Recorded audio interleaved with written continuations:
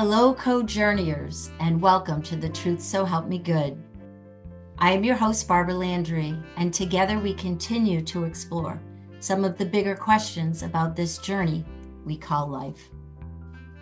My special guest, Becky Faye Smith Galli, is an author and columnist who writes about love, loss, and healing. Surviving significant losses has fostered an unexpected but prolific writing career. In 2000, the Baltimore Sun published her first column about playing soccer with her son from the wheelchair that launched her From Where I Sit newspaper column. Her books include Rethinking Possible, a memoir of resilience, published in 2017. And today she is here to talk to us about her new book, Morning Fuel, Daily Inspirations to Stretch Your Mind Before Starting Your Day. Reflecting what she believes, life can be good no matter what. Welcome, Becky. Thank you so much, Barbara. It's a pleasure to be here. It's wonderful having you here. It's really important for people to understand the context of your writing. You lost your brother in a tragic accident. You lost your son, who had special needs. Your daughter is autistic, which has led to its own challenges. And you went through a divorce. 9 days later, were struck with paralysis that has left you in a wheelchair. How do you keep on going each day? That's a good question. You know, it's some days are easier than others, but I think when I wrote my memoir, I had a chance to look back and see what fueled this ability to keep going. And I have to give my parents a lot of credit. I didn't realize it at the time until I wrote the memoir, actually, that I was very privileged to have a front row seat and watching my parents cope with an unimaginable loss, the death of their 17-year-old son, my brother Forrest, who was that kid. You know, he was student council president, he was a leader in the church, he was an athlete, he was a musician. The last thing he wrote was his college essay to Wake Forest University, where he wanted to go to school and become a lawyer and a political person. And the last sentence of that essay was, "I would change nothing." Wow. And so it was very interesting, though. At the time, I was 20 years old. My brother was 17, and then my sister was 16. And I got to watch how all of us actually move through grief. And it was very different for each of us. My father was a minister and could very publicly talk about his grief from the pulpit right away, which, looking back, I don't know how he did that. My mother was very private. She went to support groups of families who had lost children. I was in college, and so my girlfriends kind of carried me through that grief. But my sister was in high school and was, 18 months apart with my brother. So there was not only her loss, but the whole community lost my brother. And she had to move through that in a very different way. She wanted to be with him. And so my parents had to get her counseling. So watching my parents move through it taught me a lot about how to deal with adversity, tragic loss like that. And I think I've used those lessons time and time again to keep moving. Yeah. Yeah. Your memoir, Rethinking Possible, which was released a few years ago, how does Morning Fuel serve as the next step in your story? How does that all fit together? Well, it's interesting. When I wrote the memoir, I did a lot of speaking engagements, book clubs, and one of the things they kept asking is, how do you do it? What keeps you going? And my morning routine is a big part of that. I get up, I have my lemon water, I stroll into the sunroom, I raise the blinds, I try to see what the day has to offer in terms of nature's inspiration, have a cup of coffee, and then I do several morning readings. I have 6 or 8 books that I choose from, and I try to pick one and be inspired by that. And then I reflect on it and write about it every morning. And so with this book, this morning fuel book, I decided to write what I do, which is read something every day. And that's what Morning Fuel does. It offers a little story a day to either inspire or encourage or make you think or somehow jumpstart your day in a positive way. So they're related. Yeah. Yeah.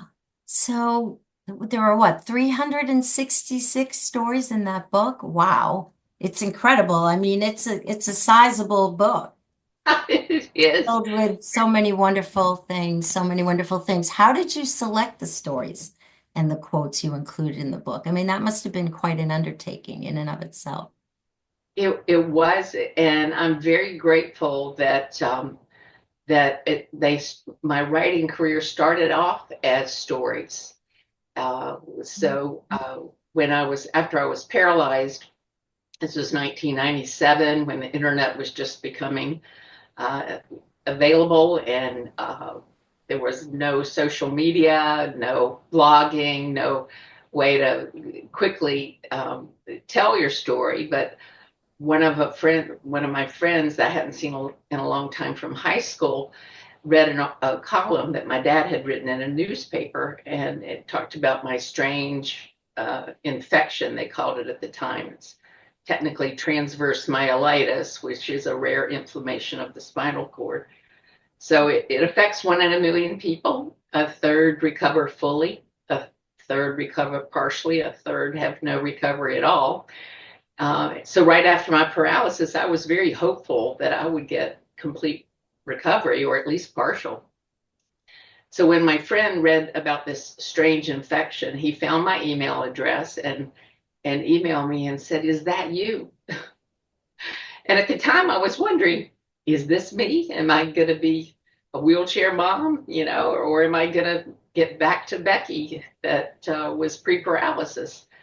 So, but I decided to update him. I hadn't seen him in a long time, so I took him through my marriage, and I took him through my kids one at a time, the special needs, and I took him through my divorce, and then I took him through, what it was like to get this paralysis. A very painful procedure, or process. But anyway, I then started writing about what life was like from the wheelchair.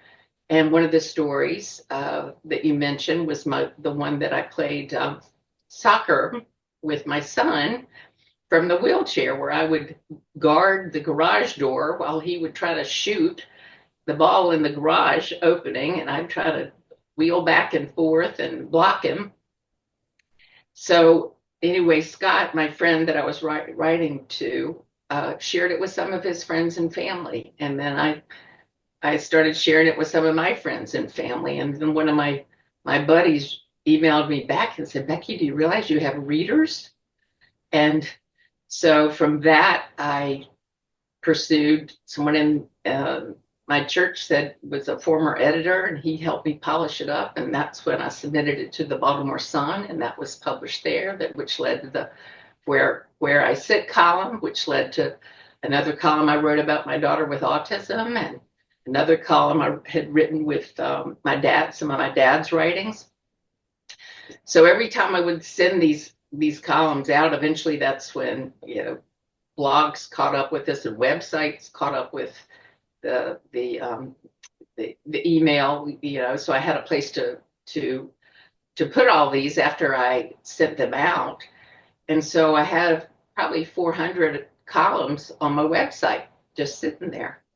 So I decided to go through those, pick out some favorites, and selected those for the book, and then added probably another 100 more of ones that I had just perkined but hadn't published. So it's a combination of repository and new stuff too. So it makes me wonder and want to ask you, this podcast is inspired by memoir and the whole idea of memoir and storytelling. So what do you think it was about your stories that brought the readers, are people interested? Why do you think people were interested in your stories? What is that all about? The power of story from your experience.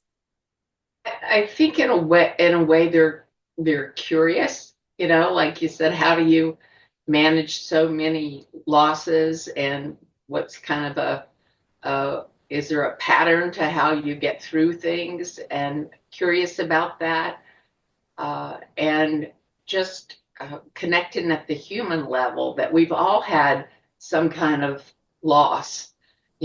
Mine's very visible now. You can't see my wheelchair, but when I'm out and about, it's very obvious that my life isn't isn't probably what I planned. But so I think there's a curiosity there. There's maybe a looking for companionship as they move through something tough, to see if there's something they can learn from what I've experienced that could be helpful to them. Yeah. Yeah. So do you have a favorite? Could you share one of your favorites or One of my favorite stories. yes, please. Yeah, so this one always brings a smile, and every time I read it, it's like, okay, no matter what, I'll be all right here. So it's called the milkshake method. It was 9:15 on a Saturday night. Mom answered on the first ring. Dad joined in the conversation. They asked about my dinner party that was in progress. And how's your ice cream? Dad inquired next. During their last visit, I had purchased an ice cream maker, and we had made some delicious ice cream together. Well, I began, I don't know what I've done wrong, but it's been churning for 3.5 hours and it's still soup. Without skipping a beat, he said, you can always serve milkshakes. I had to laugh and shake my head. The milkshakes, indeed. He didn't ask if I'd used enough ice. He didn't ask if I'd changed the recipe. He didn't ask if I'd used the right rock salt. He just made a helpful suggestion on how to use what I had to the best advantage. That was his gift, to see the possibilities, to assess right then and there whatever was at hand, an issue, a person, a situation, and find a positive spin. Even though a critique may be in order, moving forward with a constructive approach was always Dad's first lead. Seek the possibilities within the parameters of the present. Dad taught me with his milkshake method of looking at life. And then I always end with a question for application, or at least thought. How about you? How could you use the milkshake method for dealing with a disappointing situation? Yeah. Wow. Love that. And you have a lot of quotes of your dad's. Can you just tell us a little bit about that relationship? I know you talked about him a little bit earlier, but that seemed like a really powerful and special relationship for you in your life. It was, he was. It's one of those things. I don't know how many of the people that listen to you or you yourself feel like that. Sometimes we don't appreciate everything our parents taught us until they're gone. And many of the columns that he wrote, and some of his little sayings have really helped me move through life in a way I never would have given him credit for. It probably didn't while he was living. But one of my favorites he used to say is, what's planned is possible, and made you really look into the possibilities and how you have to put plans with them or they just stay possibilities. I love that one. And I don't know if you can find it quickly, but that would be another great one to read because that really had made an impact on me too. And really is a reminder of our part in helping to manifest what it is that we want, the importance of what we can do. During my IBM career, January planning sessions were mandatory for all sales reps. Account reviews culminated in detailed plans complete with action items and due dates. In the years after, I participated in both church and charity plannings, events, and even added family planning session with my kids and their dad. Why not? I reasoned. Let's agree on what's important in the upcoming year: school, church, sports, vacations, as well as personal goals, and then make a plan.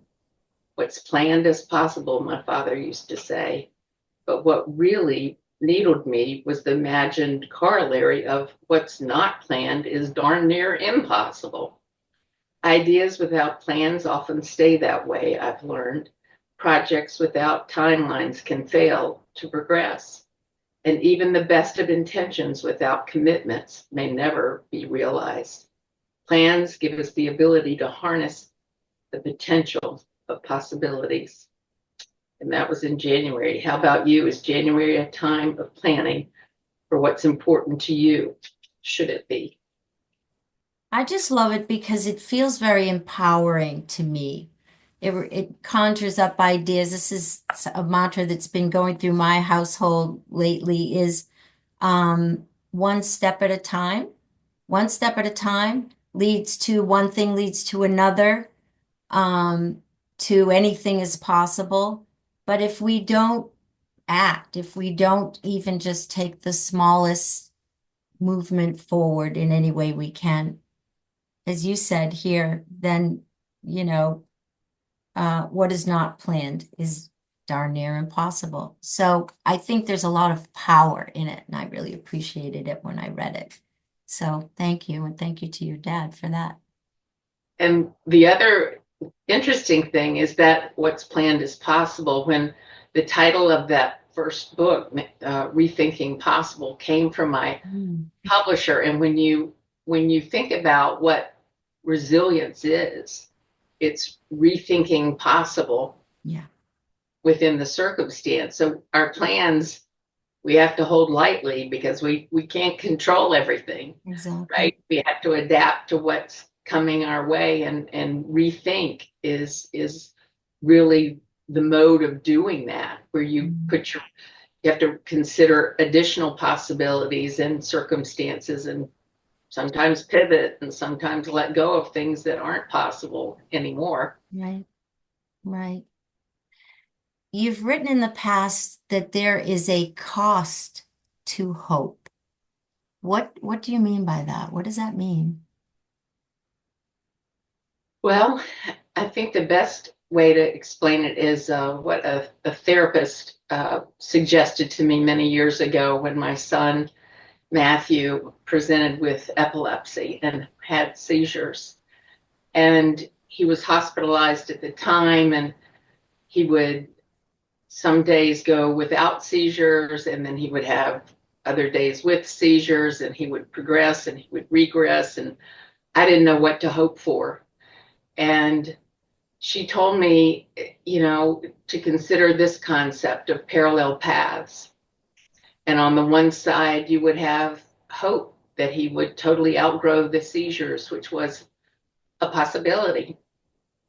And then on the other side, we had reality, which could be he would not outgrow the seizures and he could get worse. And what it gave me was, instead of getting stuck in unrealistic hope or a pity pool of unrealistic despair, a way to journey really on both paths. What would life be like if this? What would life be like if that? And so that way, hope didn't get quite so expensive. That it was grounded in a reality that I was equally prepared for, because I took the time to think in parallel paths. Mm-hmm. Mm-hmm. It reminds me, I feel like the mind wants to know. It's yes, it's no, it's good, it's bad, it will be, it won't be. But given the opportunity or the circumstance, we can learn, well, maybe all these things are true. Maybe we can hold a space for all of it. Because, as you say, to just focus on one thing in only one way just sets us up for suffering, really. And I think I learned that with my paralysis, because for a long time I had hope that I would walk again. Mm. And I spent a lot of time trying to move body parts that would not move. Particularly, and there's an entry in here about my left big toe. Right. That was the last thing that I could move. And I was hoping that would be the first thing I would move again. Mm. And so I went to therapy 3 times a week. I was trying to learn how to stand, learn how to walk on crutches. Um, but after 19 months, I figured I needed to let go of wiggling that big toe. And the truth is, it was taking time and energy away from my family. My therapy sessions were during dinner time, so I was missing dinner with my kids. So I pivoted that energy spent in that pursuit to living fully as a paralyzed mom, as a paralyzed person, and to try to figure out what that would look like long term, to live fully with a wheelchair being part of my life. Right. So in that sense, I sometimes you gain more energy, more time, more mental space to embrace reality when you give up hope. There's that cost to keeping it hope alive when you need to let it go.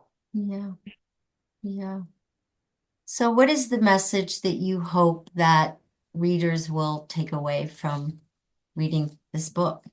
It's wonderful, insightful, full of wisdom book.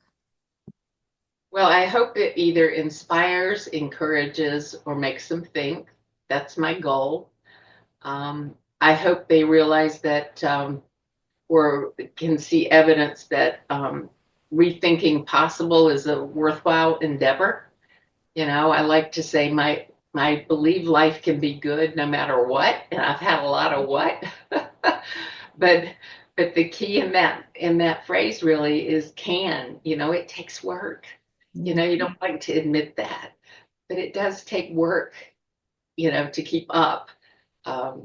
We got to tread water, even if we're not going anywhere. You got to work to tread water. You can float a little bit, but long term, you got to work at it. So it's worth it, though. Exactly. Yeah, that's beautiful. So I do want to let people know that some of the proceeds from buying your book will benefit Pathfinders for Autism. Can you tell us a little bit about that, please? Yes. So shortly after I was paralyzed, I was invited to learn about a therapy that was working with a classmate of my daughter, Madison. She was 5 years old at the time and nonverbal. And another mom, Polly Surhoff, invited us to come to her home to learn about this therapy. And this was in 1997. So there was no Google, not a lot of chance to learn about therapies. And at the time, doctors were telling us to wait and see, and therapists didn't really have much to offer to this particular diagnosis. So I learned about this therapy that worked with Madison. She was able to talk and learn her name and phone number and address and things like that through this specialized therapy. But I learned about it from another parent. Mm-hmm. And so based on that communication and that amazing discovery, it led to Pathfinders for Autism that's been now around, we incorporated in 2000, so it's 25 years this year. So yes, the proceeds, almost all my proceeds are going to their 25th celebration.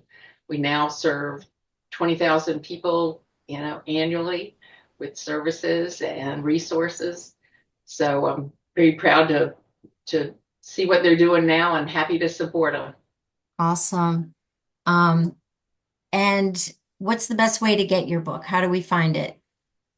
It's Amazon. It's on local bookstores, independent bookstores. My website's beckygalli.com, BECKYGALLI.com, and there's all the ways you can order it there.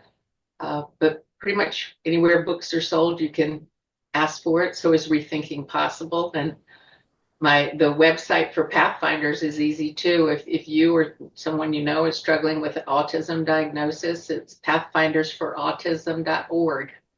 We'd love to hear from you and help you. That's wonderful. Congratulations on 25 years with that. And thank you so much for being such a wonderful example of the power of the human spirit. Um, Hard work, determination, gratitude, faith, and for sharing that with all of us, because I do believe that we all benefit from other people's experiences because we're all human and we can all relate to our common experiences as people. So thank you for bringing us all together through your own experience and your stories. Oh, it's been therapeutic to write, and it has made my life fuller to be able to share. So I appreciate the opportunity to speak with you and your listeners, and hope there's more in our communities. Yes, it's been a real pleasure to speak to you today, Becky. Thank you so much. Thank you. And take care and be well. Thank you.